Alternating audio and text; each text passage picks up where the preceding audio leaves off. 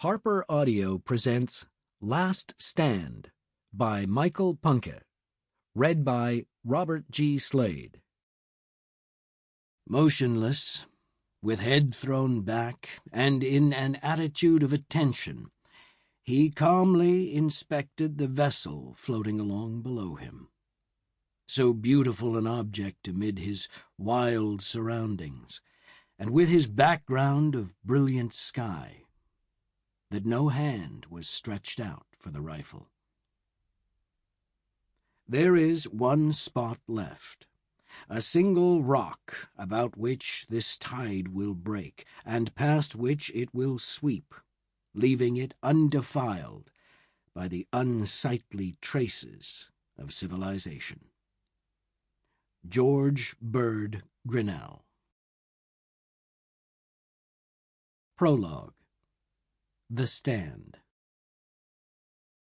After placing about 15 shots where they were most needed, I had the herd stopped, and the buffalo paid no attention to the subsequent shooting. Victor Grant Smith. Vic Smith, a hunter, lifted his head above a rise on the plains floor, peering down at several hundred buffalo in the valley of the Redwater River. The Montana winter of 1881 was frigid, all the more so because Smith lay prone in the snow, 2 Sharp's buffalo rifles and several bandoliers of cartridges spread out on a tarp beside him. Smith was careful to stay downwind and wore a white sheet to conceal him from the nearest animals 300 yards away. For a while he just watched, his experienced eyes studying the herd, picking out the leaders, anticipating movements, carefully planning his first shot. It all looked perfect. The ideal stand.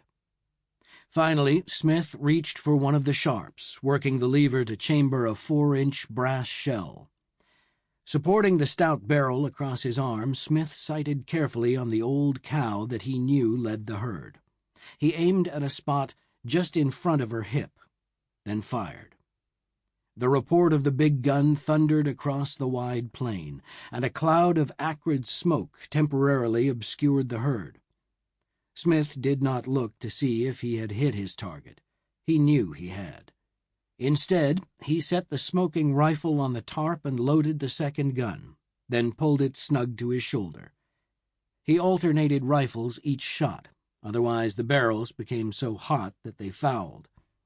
In Texas, he'd heard, buffalo hunters sometimes urinated on their guns to cool them, but in Montana, winter did the work. The second Sharps ready, Smith looked up to find exactly what he expected.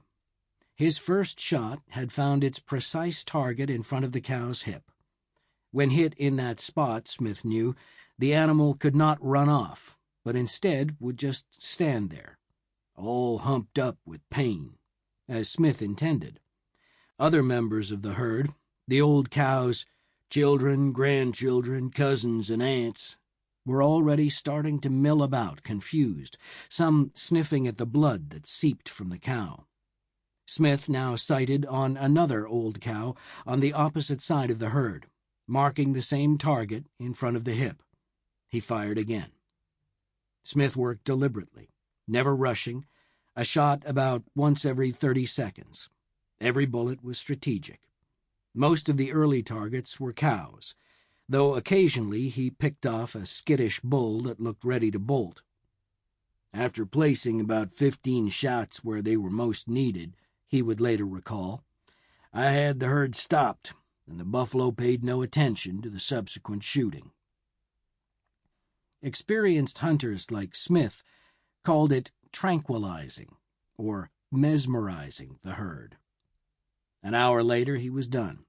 Below Vic Smith in the valley of the Redwater lay 107 dead buffalo. In the 1881 season, he would kill 4,500.